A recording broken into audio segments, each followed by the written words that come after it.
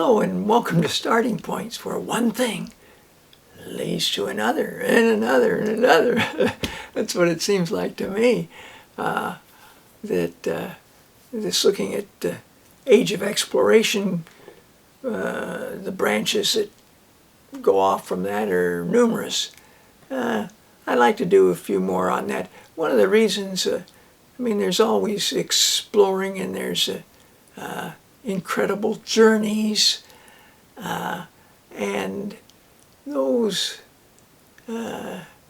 journeys could be walking, biking, but I'm staying focused more on the early wooden ships, because they needed trees for their hulls, trees for the whole ship, the mast, all depended upon trees. So now, not all cultures depended on trees. Here's a culture in the United States that was built with clay and stone.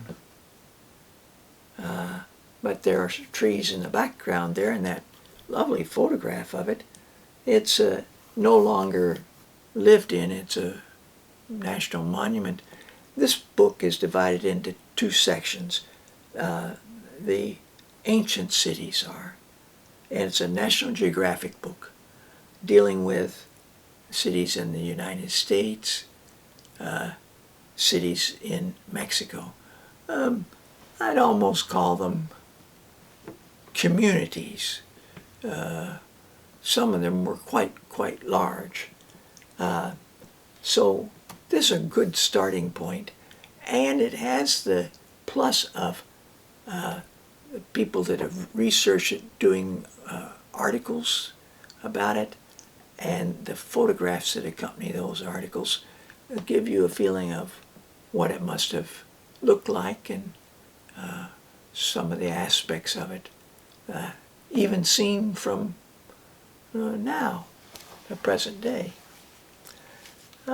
Here's a book that's a starting point too. One might want to look into the Aztec civilization. It was in this book as well. One of the things that's I always like about the Horizon books are they have so many artifacts and neat things from that particular period of time, and we're talking 1517. So 25 years after Columbus, word was out that this was a very enormous civilization with gold and silver and things like that.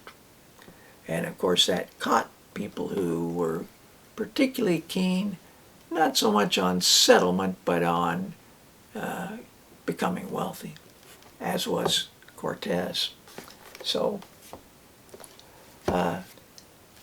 there's a man who I've spoken about before, just a few years after Cortez, a couple of years after Cortez was taking on the Aztecs.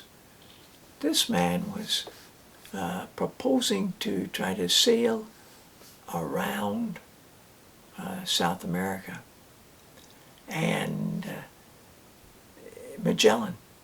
And the book is written by a man named Napoleon Ponce de Leon, and he's not the Ponce de Leon that found the Fountain of Youth, but it's a very youthful book for 18s and over.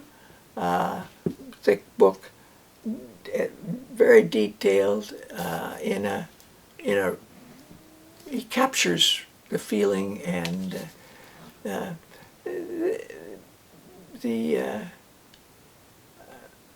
the initial hope of that voyage and the problems that beset it along the way.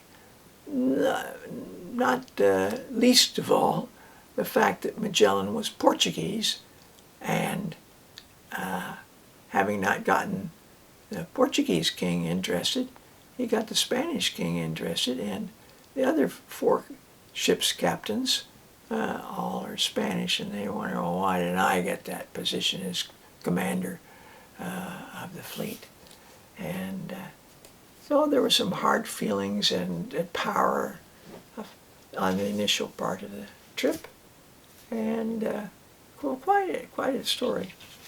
Another Horizon book, Pizarro, in the Conquest of Peru, and I'm trying to do this by dates a little bit.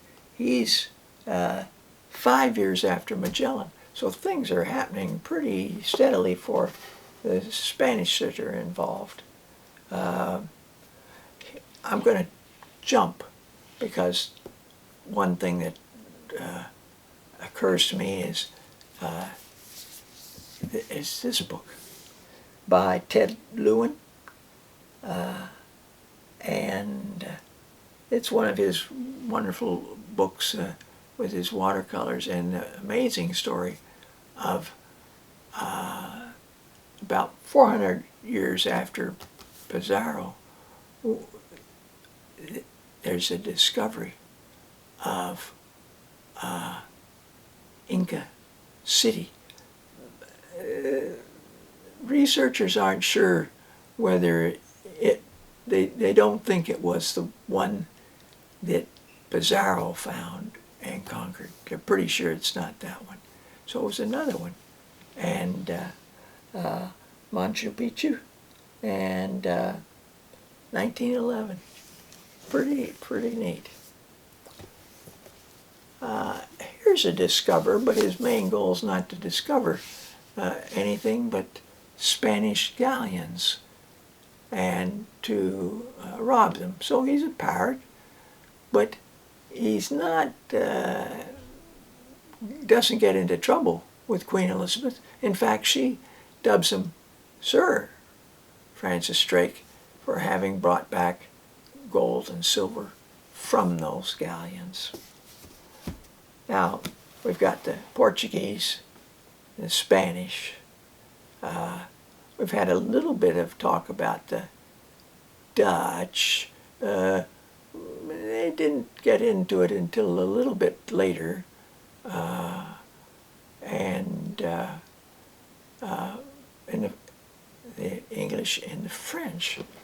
The French wanted a place. They had a few islands that they'd acquired in the Caribbean, but they wanted a place where people could go and settle and would give them a claim for part of this continent that's been discovered. So they send out Samuel de Champlain, and he charts coastlines, and he keeps a detailed journal, not a log that's just sort of facts. He's a very observant and curious man. How do the people live? How do they manage? How do they do things? And he's fascinated by it. And the French had a slightly different attitude toward the noble savage. And so I think he shared that feeling. So he was in Florida for a little while in this, and then he travels up the coastline until he gets to Maine, and beyond that, this land he claims for the French, builds a fort in Nova Scotia, and then it starts to head back, but decides that we better pull in here. And that's the St. Croix River between what's currently Maine and New Brunswick. And he's not really looking for a northwest passage there. He just wants a place they can shelter and they find an island, and that's where they spend the winter. But it's a winter. I think he was spoiled when he was down in Florida, and so this is really a winter of extreme cold, and they have terrible hard times. I got this book about 54 years ago, I think, and I was surprised to find in it that I had made some notes, just sort of like I do now. I copy down a page number and something interesting from the page, and the icebergs or ice floe 25 miles long, canoes, lodges, religions, snowshoes, burials, ice fishing. And there's something from this that I want to share at the point coming up. And until then, thanks for joining me. Until we meet again. Bye for now.